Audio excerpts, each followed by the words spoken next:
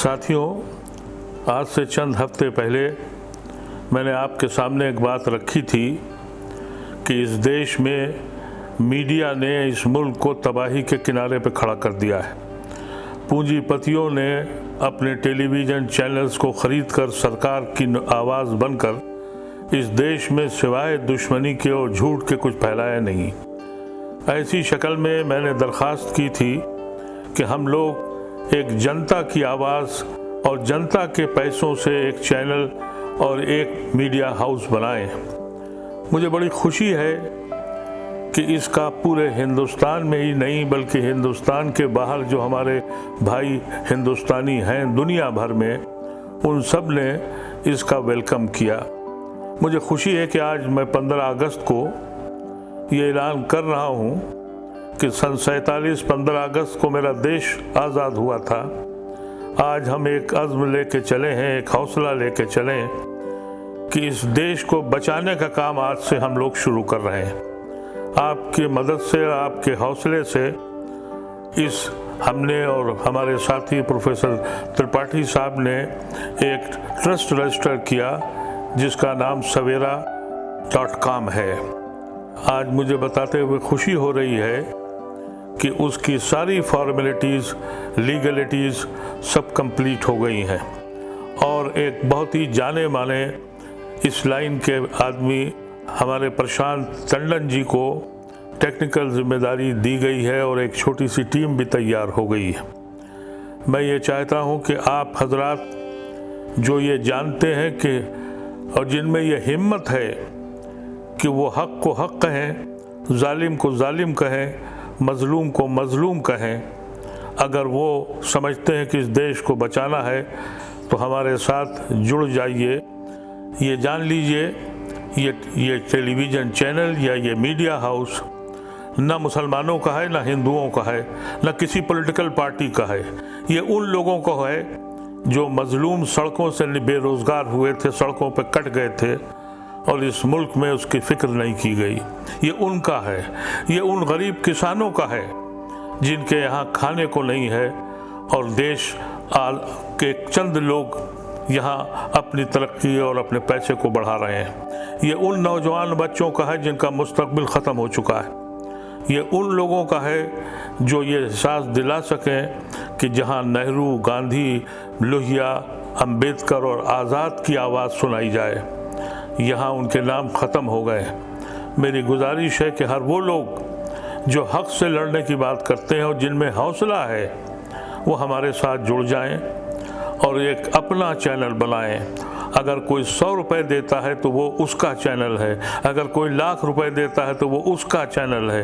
ये जनता का चैनल है, ये एक आवाज़ है। यकीन कीजिए ये कोई मीडिया हाउस नहीं है, ये एक तहरीक है, ये एक मूवमेंट है और एक मूवमेंट का आगाज़ 15 अगस्त 2020 से हम लोग शुरू कर रहे हैं।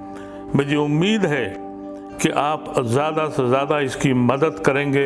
ये ट्रस्ट नॉन प्रॉफिटेबल है, ये इसकी दौलत कहीं किसी के पास नहीं जानी है। ये आपकी आवाज़ है और आपकी आवाज़ बढ़ती रही।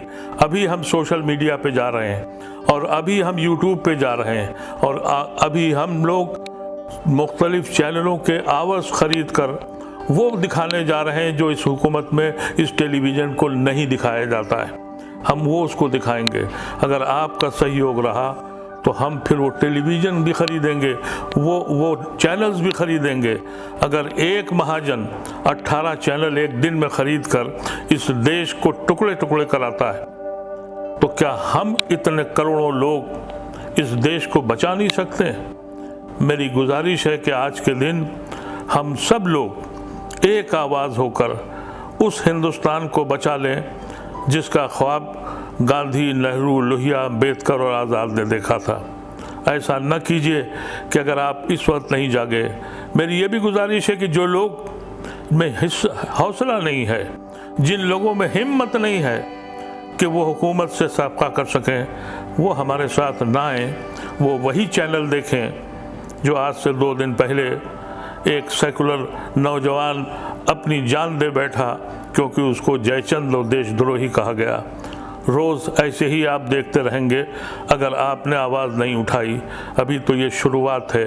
मैं आपसे सिर्फ गुजारिश करता हूँ कि जो चैनल के साथ जितनी डिटेल है वो इसमें दी गई है, ये तहरीक है, ये मूवमेंट है, और इस मूवमेंट का आगाज़ आज से हम लोग शुरू कर रहे हैं। ये चैनल टेलीविज़न पर, फेसबुक पर और सोशल मीडिया पर और यूट्यूब पर ये जिस नाम से आएगा उसका नाम है फ्रीडम एक्सप्रेस के नाम से, और ये ट्रस्ट जो है इसका सवेरा नेटवर्क के नाम से ये ट्रस्ट कायम है।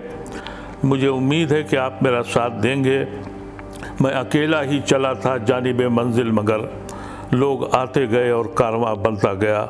बहुत बहुत शुक्रिया। साथियों, 15 अगस्त हमारी आज़ादी का पर्व है। उस दिन हम एक नई शुरुआत कर रहे हैं। हमारा एक ट्रस्ट है, सवेरा नेटवर्क ट्रस्ट, और वो ट्रस्ट सिर्फ इस पर्पज़ के लिए बनाया गया है ताकि हम आम लोगों की आवाज़ लोगों को बता सकें, उनकी समस्याओं के बारे में लोगों को जानकारी दे सकें।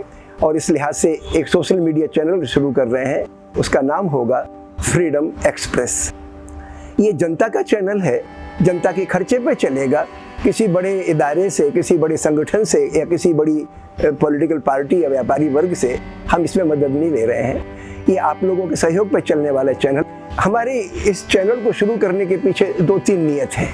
एक तो नीयत ये है कि हमारे हिंदुस्तान में तमाम टेलीविज़न चैनल्स हैं, सोशल मीडिया चैनल्स हैं, सब कुछ अच्छा कर रहे हैं, लेकिन एक चीज़ हमें ख्याल करनी है कि हमारी मुल्क की समस्याएं बहुत बड़ी हैं, और उसमें ख़ास तौर से हर समस्या की, ज़्यादातर समस्याओं के 2 रुख होते हैं, एक सरकारी रुख और एक जनता का रुख। यानी सरकार की पॉलिसी बनी, उसका जनता पर क्या असर पड़ेगा, जनता के किस तबके पे असर पड़ेगा, इसके बारे में जो भी मुल्क की समस्याएं हैं उनके बारे में लोगों को जानकारी भी देना, यानी न्यूज़ भी देना, और साथ में उनका पर्सपेक्टिव भी समझाना। उसके लिए हम डिस्कशंस भी रखें लोगों के साथ। हमारी कोशिश होगी कि जो हमारे एंकर हो वो नम्रता से पेश आए, अपना कोई एजेंडा लोगों पे थोपे नहीं।